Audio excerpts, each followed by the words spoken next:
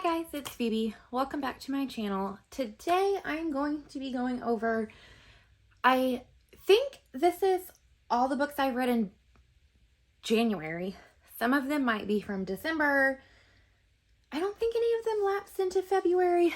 I'm not sure. As you may know, I just have like a wire bin that I put the books in as I read them, and then try at the end of the month to sit down and talk about what I have read. So my bin is overflowing, as you can maybe tell from the thumbnail. So let's just get into it. This is in no particular order, and we'll see how much I remember from all of these books.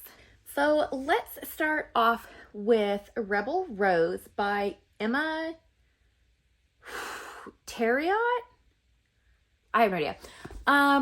This is the first in kind of a series. It's called The Queen's Counsel. From what I can glean, this is like not a retelling, like a continuation of like Disney princess movies, and kind of showing them coming into their own. I'm basing that judgment off of this book alone, which is a continuation of Disney's The Beauty and the Beast.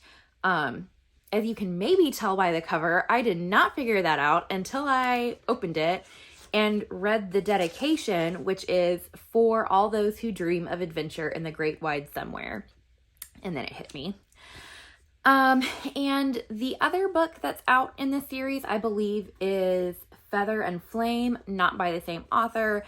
And I'm pretty sure that's a continuation of Mulan's story. Enough of that. So this book was fine. It didn't have any big flaws that stood out to me. Maybe some like historical inaccuracies. Like it didn't feel really well researched to me. And it just was kind of blah. The characters were kind of blah. And it's definitely geared, I feel like it would have been better if they made the story more mature. This is by like Disney's publishing house, so it's very much for a younger reader.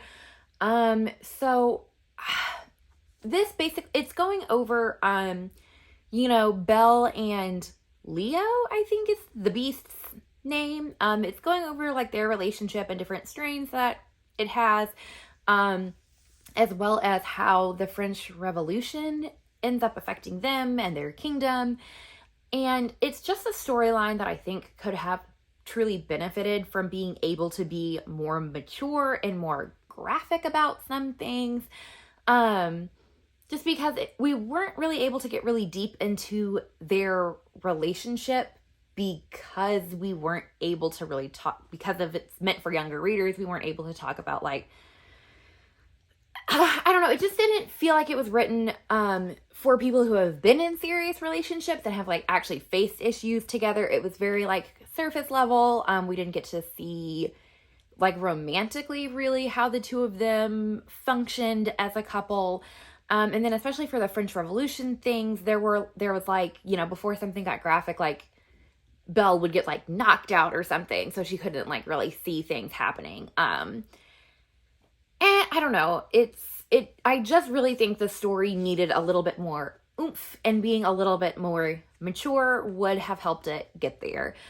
If you're a big Disney or Beauty and the Beast fan, this might be for you. If you, like me, are just more of like a YA fantasy fan, this probably won't blow your skirt up.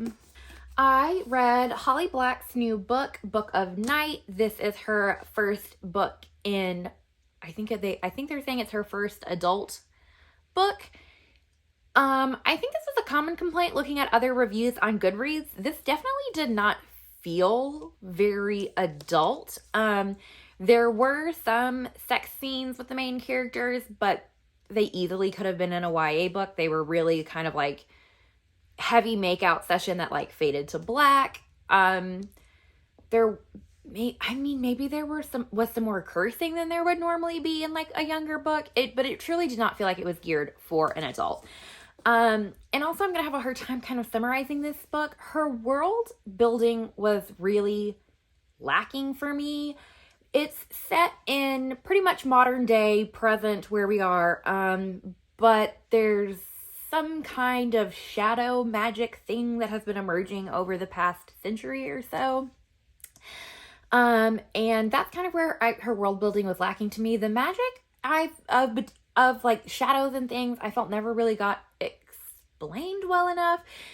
And that made it really hard to understand what was going on with the main character and her boyfriend and the whole situation. The characters are also really unremarkable to me. I can't remember the main character's name. She was not fleshed out or three-dimensional really at all. All of her decisions that she made in the book were bad, and it was just kind of like, well, she makes bad decisions because that's what she does. She's just not a great person. It just felt really, I feel like Holly Black could do better than this, because I think she was trying to write like a morally gray main character, but it felt more like she was just writing a dumb main character who we never really got to know beyond the fact that she's dumb. And half of the book was talking about her very traumatic childhood, but I don't really think we ever kind of resolved things. It's just kind of like, yeah, these terrible things happened.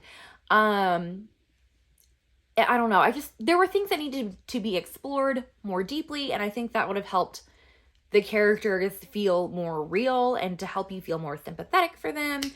So this to me was really disappointing. I know it's the first in a series, but I can't imagine myself continuing it because, again, I just read it and I have no recollection of what happened in this book.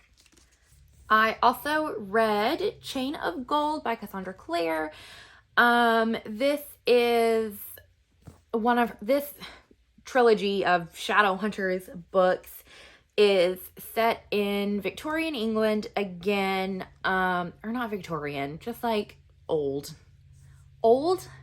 like maybe, I don't know. I don't even know how to describe this book. As usual, I'm feeling kind of bad about my reviews so far, because this is another book that I'm going to have to say was just kind of unremarkable to me. But that is similar to all the Shadowhunters books for me. I have said it 1,000 times before. I'll probably say it 1,000 times again. I just don't understand the hype. These books do not speak to me. I get confused because the characters from across all of her series are related and they all have like family names, so they're all named after each other. I cannot keep the characters straight. And another thing that's kind of annoying to me is that she has written so many different trilogies and series, and they're all set in the same universe and they have the same characters, but the main characters of her series are always like teenagers. Like and she's been writing these for like 20 years, not 20 years, a long time. She's been maybe 20 years. No, she's been writing these books for a long time, and she's had a lot of opportunities to kind of follow some older characters, and have a more mature story, that I'm sure her readers would enjoy, because if you were reading like her original like Shadowhunters books years ago when they came out, you're an adult now and you would probably enjoy an adult story like me. I think the real flaw for me is that I just don't enjoy stories that center around teenagers anymore, because I'm not a teenager. It's harder for me to sympathize with them because it's just harder to sympathize with teenagers after your brain has developed and you're being really dumb and annoying. Also, why is it up to a 15-year-old to save the world? It makes no sense. Which is like, okay, another complaint about the Shadowhunters books is that, so like there's already a trilogy about like the parents of the kids in this book, and that was the thing there where it was like 15-year-olds are like saving the world and like doing things they aren't supposed to be doing. And the kids in this book know what their parents were doing, but they still get into like situations where they're like, I can't trust my parents with this information. This has to be a secret. And like, we have to do this on our own. And it's like, no, you don't. Literally just tell your parents. Which I feel like is the thing that makes me an adult when I'm Like, stop trying to do things on your own. Just tell your parents. But anyway, that's enough about that.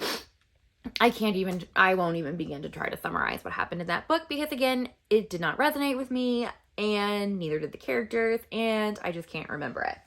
Up next, I have a Kristen Hanna book, Angel Falls. This was a Kristen Hanna book that was a bust for me. This book is about a woman who has a kid, somehow like meets this man, they get married, they have a beautiful life in a small town together, and and then one day she like hits her head and falls into a coma, and her husband is he like kind of ends up like digging into her past. No, he accidentally digs into her past because while she's in the coma, he goes into her closet and finds like something that she's hidden from him. I'm just going to spoil the book. It came out This book came out in 2011. I don't imagine anyone is going to pick this up unless you're like a big Kristen Hanna fan. Anyway, actually, I'm not even spoiling it because this is all on the back of the book. Whatever. So what he finds like in her closet is he finds out that she was actually married to like an A-list celebrity. And he ends up finding out more about her past while she's in the coma. And to try to wake her from the coma, he ends up magically being able to contact this actor. And then the actor like pops back into their lives because he becomes also convinced that he can help her wake up from the coma. And it just felt so like cheesy, soap opera-y, overdone, would never happen. And just made no sense that this woman was supposed to be married to like one of the most famous movie stars in the world. Like everyone knows who he is. And apparently her fate, like she used to be in all the tabloids too, even though she wasn't a celebrity. But it's like she moved to this small town and magically like no one had ever heard of her before. Again, just unrealistic. Didn't really make sense. I can't recommend that book. A Kristen Hanna book that I read and greatly enjoyed was A Winter Garden. This made me cry at the end. So this book is about, there's a woman, she's immigrated from Russia. She's married an American. They have 2 girls together. And it's kind of about the struggle these 2 daughters have. Their father ends up passing away, and these daughters are trying to help their mother, because she's an older woman and she needs help. And it's kind of following the struggle of these 2 girls who have always felt really distant from their mother, and the sisters have kind of grown apart as they've taken really different paths in adulthood. And it's pretty much just like a really beautiful story of these 3 women really coming to know each other truly for the first time, and these daughters finding out about their mother's really dark past in Russia during World War II that she really tried to just completely bury and move on from when she came to America. So I thought this was really sweet, really poignant, just about like family and like the lengths we'll go to for each other, and how, you know, sometimes how we can just like misunderstand each other like as people, and how we need to share like our grief and our past and just be vulnerable with each other. And I thought it was really nice, and I liked this book a lot. Another really sweet tear-jerking book that I read was The 100 Years of Lenny and Margot by Mary Ann Cronin.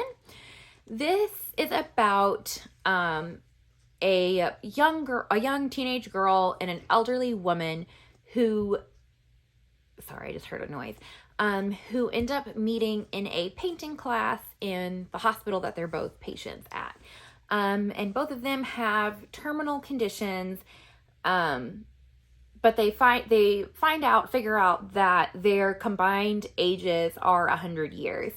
And they know that neither one of them on their own will live to be 100, but they start an art project where both of them together they're painting 100 paintings total, like one for each year of their lives, and it's to reflect the combined 100 years that they are together. Again, this is a really sweet book just about people sharing their pasts with each other, being vulnerable with each other. I think it's about taking the risks that you need to in order to find love, even if it can be uncomfortable. I don't really want to give too much away. It's a really, really sweet book. It is sad at times, but it's also very beautiful, and I would highly recommend this book. And I feel like that's saying a lot because this is not a genre that I would normally read. My mom actually she gave me this to read. You should read it yourself.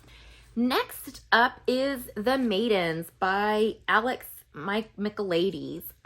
He is the author of The Silent Patient, which is a book I read and really enjoyed.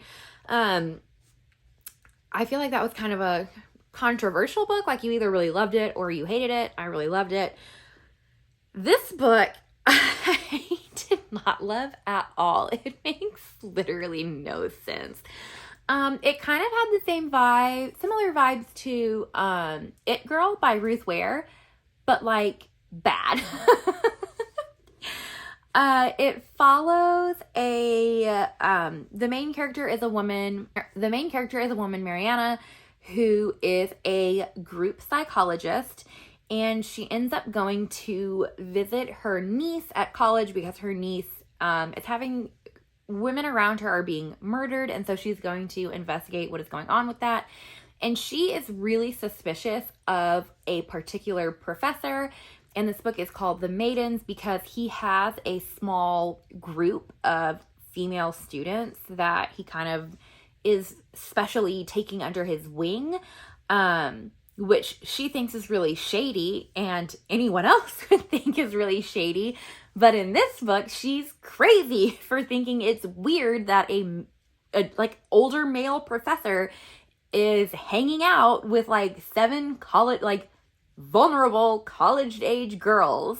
I don't want to explain too much about it in case you want to read it. But there are just things that don't make sense, like her getting in on the murder investigations. I don't understand how that happens. And the twist at the end, which I really can't spoil, is really stupid. That's all I can say about that. Also, there are a lot of tie-ins between this book and The Silent Patient, but it wasn't like subtly done. Like, it was really overdone, where you could tell he was like, did you see here? I'm referencing the other book that I wrote, The Silent Patient. Do you remember that book, The Silent Patient, the other book that I wrote? And it was just really obnoxious. So even if you did like The Silent Patient, I would say you probably won't like this one. So just give it a pass and save yourself the trouble. Another book I read was Red Queen by Victoria Aveyard. I had kind of mixed feelings about this book. Sorry, I had to reposition. My leg is completely asleep. I think I've said before, and in case you can't tell what's happening, I'm sitting on the floor now to film. And it's just a hardwood floor, so it can be kind of uncomfy for longer videos, which unfortunately this one is. In any case, I had kind of mixed feelings about this. There wasn't anything necessarily bad about this book. I just didn't love it, really. I'm trying to even remember what happens. So, okay, the main character's name is Mare, which I don't love. And in her world, there are people with red blood and people with silver blood. I think I'm about to knock my whole bookcase over on top of me. That's really cute. There are people with red blood and people with silver blood, and the people with red blood are supposed to be like normal poor people. Society just kind of walks all over them. They just do like the service jobs. And then there are the silvers who have powers, and they're like politicians, merchants, people with access to wealth and things like that. And she ends up finding out that despite her red blood, she has powers like a silver-blooded person. And she ends up in this weird game, I guess, with the royalty, because they're trying to keep her captive so that other people don't find out that she has red blood but silver powers, because this would just clearly really mess things up for societal structure. The thing about that storyline that doesn't make sense to me is, why don't they literally just kill her? Which sounds really dark, but the thing is, the people with red blood are like nothing. They're like barely better than slaves. They keep getting sent to this war where they just like die all the time. And so the whole like kind of convoluted thing that ends up happening of them trying to hide her powers and her trying to like subvert the structure of her society, it just doesn't make sense to me, because I'm like, they would simply just kill her and no one would ever question it, and like it would just be done. There's no reason for this to be this whole there to be this whole book. That's just my hot take. I feel like people might disagree with me and say that that's not really a plot hole, and you can explain it however you want. I just think realistically she would simply be killed. And you're really jumping through hoops to explain why they're trying to keep her alive. Whatever. I'm going to continue this series and see how it goes, but that's my main beef with this book. I also read Starsight by Brandon Sanderson. This is the sequel to Skyward. This is about our main character, Spensa, who is a fighter pilot in like this isolated human colony that's constantly under attack by aliens. And she's found out that there's like this whole conspiracy behind her father being like this dude who like turned his back on the colony, basically. I'm probably not doing a really great job of explaining this. This is the second book in the series, so it's kind of hard to explain without knowledge of the first book, and I also don't want to spoil the first book, and I also don't want to spoil this book. There were a lot of, this really developed the world that the first book set up. It developed it a lot, introduced us to a lot of ideas, new characters, plot twists. I thought it was really great. I can't wait to read the third one because it's a trilogy, so if it can't be a standalone, I'm happy with it being a trilogy, because 3 books is a lot easier to read than like 7 books. But yeah, I'm excited for the next one because this was just as good as the first. Again, just like introduced more cool things. So I really liked this. I think if you like YA sci-fi and you haven't read this trilogy, you definitely should. Oh, wow. And I just reached into the bin, and my last book is another Cassandra Clare book. This one is Queen of Air and Darkness, the 3rd book in the Dark Artifices trilogy.